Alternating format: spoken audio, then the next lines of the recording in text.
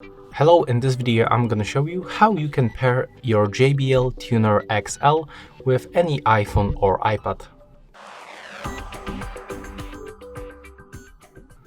So first of all, you need to click on this power button. So let's do this once and just wait until this screen turns on. So let's do this right now. Click on the power button. As you can see right now, it's turned on. And in my case, it's already in the pairing mode, right? But if you don't have this pairing information on your screen, you have to click on this Bluetooth button once. And you will get this information on the screen. You will also hear the notification sound. It means that right now the JBL Tuner XL is in the pairing mode. So on our iPhone or iPad, we have to go to the settings, go to the Bluetooth, turn it on, and then select JBL Tuner XL.